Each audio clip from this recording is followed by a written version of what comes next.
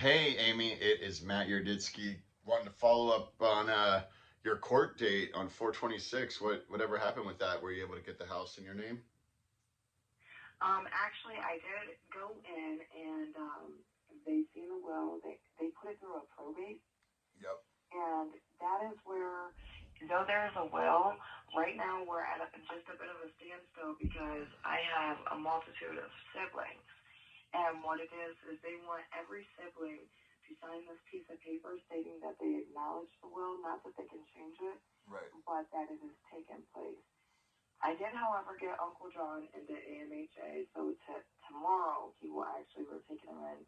He signs his lease and he gives them his first payment. That'll leave the house vacant Okay. for now.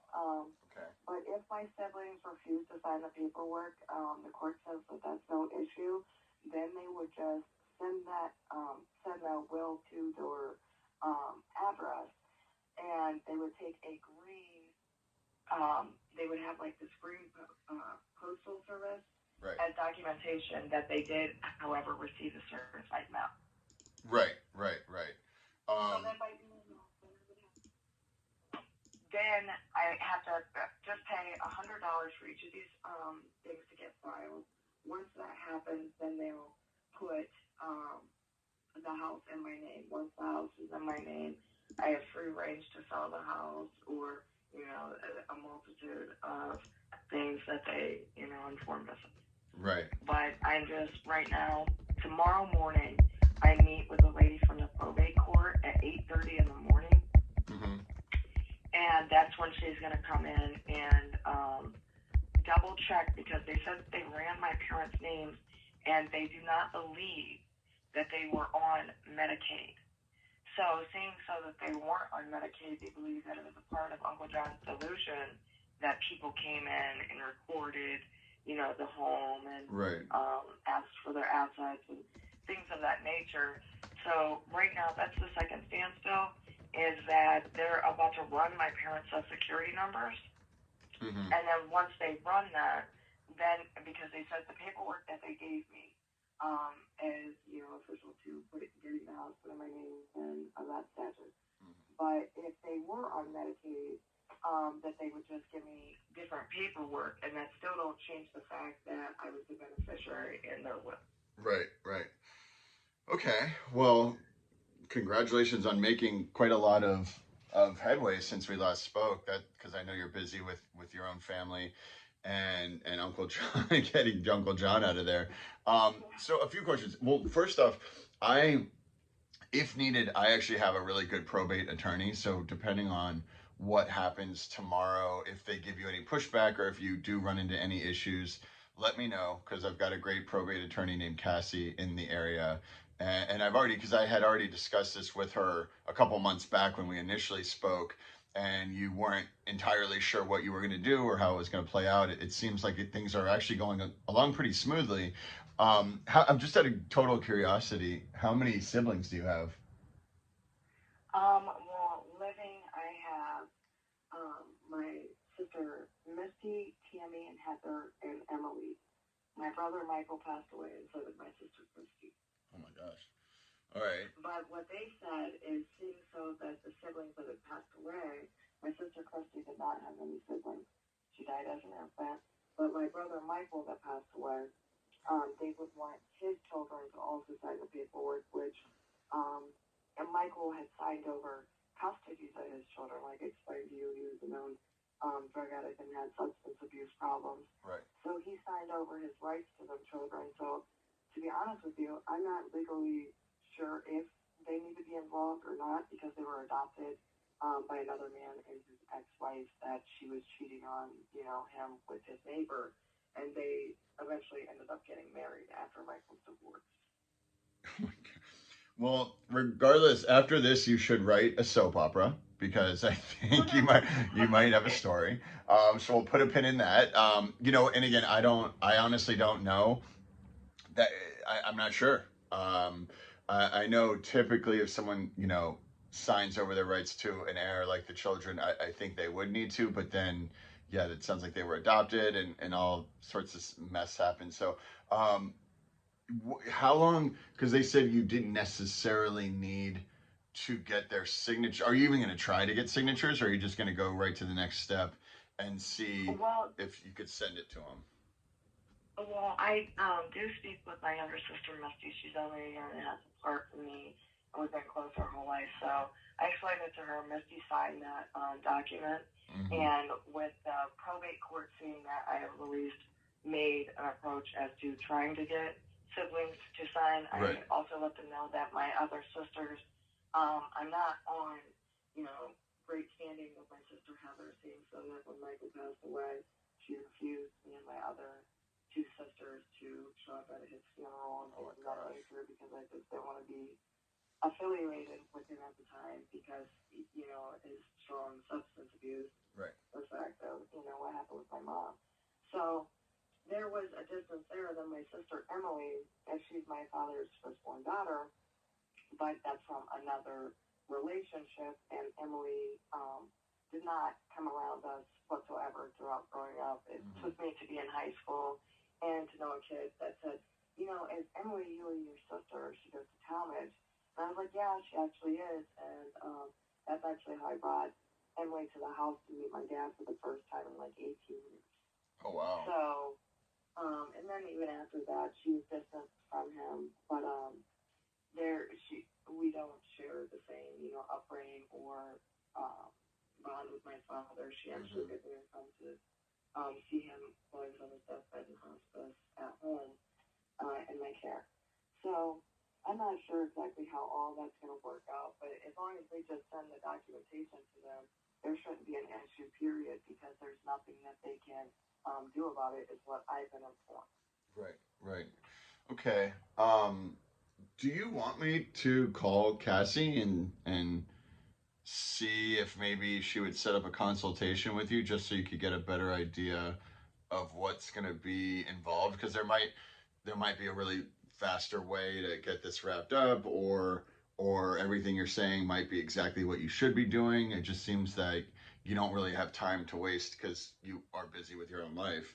But you know, I'm happy to call her and just see. I would probably want you to get on the phone with her just to kind of regurgitate everything you just said because there's a lot going on, and I don't think I would do your story justice. But is that something you would want? Like you want to get this wrapped up quick, or what do you want to do? Preferably, and at the same time, my parents they didn't have much, but they do have some property in the house. They told us that we have until July to handle all of this. So Okay. I wanted to at least assure that, that they get a couple of my siblings get, some things of my parents and things of that nature. With their house being vacant, I know that it's going to be in someone's name and the water has to get turned on and things like that. So I was just going to talk with the probate attorney tomorrow. Okay. And then now I don't have her, like, she's not my attorney. She's just the attorney on, what's going on with the case. Right.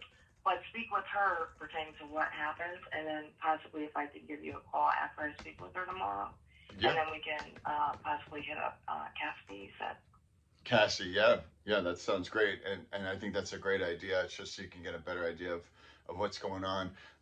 And just to be clear, so what happens in July? Why do you said you have until July? What happens there? um, they want to give us until July to pay the back property tax. They explained to us not, a percentage of it. They explained to us not to be overwhelmed that just because there's like $5,000. And I explained to them that we also have another, our property and our children need to hold. So they told us not to feel as if we have to immediately sell the house, or if we wanted to, they wanted to give us the opportunity to sit there and clearly think it through, Mm-hmm. or discuss any options that are available. Mm-hmm. That type of thing. That yeah okay that thank you for sharing that. So yeah, not a problem. And I just want to completely be transparent. And you are the only one that I spoke with pertaining to the house or anything of that nature. And I wouldn't go to no one else. So. And for the record, if you did decide to move forward with, selling me your house, I would take care of the back taxes. So if you plan on selling it, not even just to me, to anyone, then that would be handled at the close of escrow. I wouldn't pay that. I don't think you should pay that out of pocket if you plan on selling. If you plan on keeping it, then yeah, I would pay it because obviously it's just gonna continue to accrue and they're gonna charge interest and you'll get penalties and all that. But it sounds like they're giving you until July before that even happens, which is really nice of them. And so that's good that they're giving you some time to think about it. And I'm curious, since I think you said you're going to the house tomorrow and you're going to meet a probate attorney. Would you be able to just take pictures of the inside just to see the condition of the home? Or are you not ready to do that yet? I'm sure it needs to be emptied out, like you said, but I'm curious to see just kind of what it even looks like in there. Okay. I do have pictures of the house when my parents were living in there, and that's fine. I did want to clear out the house because with Uncle John's want to stay it, and with the fact that my brother staying up in the house. Yep. The house is what it is, not a crumbling wreck, but what it is just the debris, and right. I believe just felt it's overwhelming to me, but it seems a bit hoarded, and it's a mess all on its own. I am more than welcome, to share with you what it is. Sure. So yeah. If you're still interested, or whatever be the case. Yeah. Well, and just for the record, again, if you did decide to sell me the home, you would not need to clear it out. Only the personal belongings that you and your siblings want to have.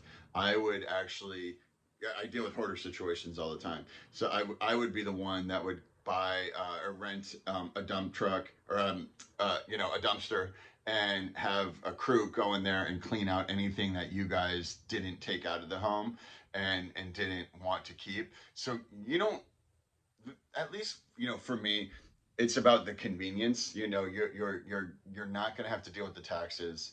You're not going to have to deal with cleaning out the home. You're just going to, whenever you're ready, you just say, okay, I've taken everything out, just go in there and do your thing. And then that's when we go in with a crew and clear it out and clean it up. And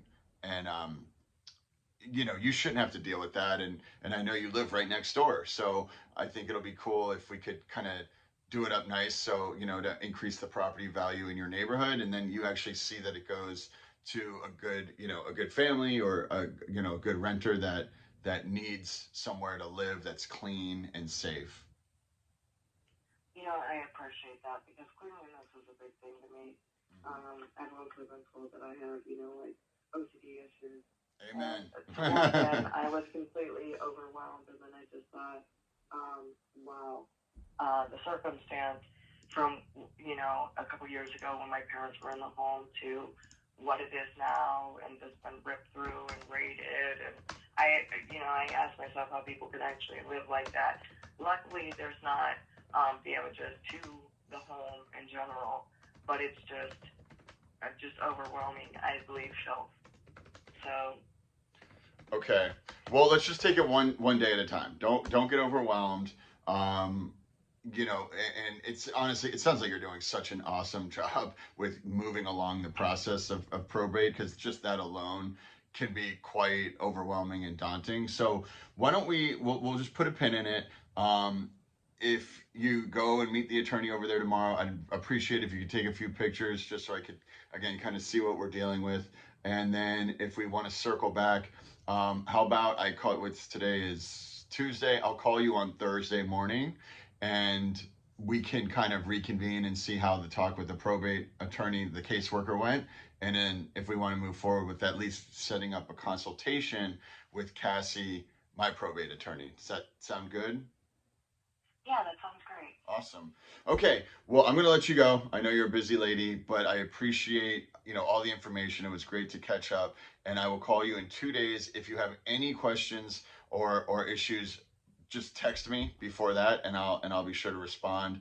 I'm here to help in any way. Otherwise, we'll talk on Thursday. Sound good? Okay. Sounds All right. great. Thanks, Amy. Have a great day, Amy.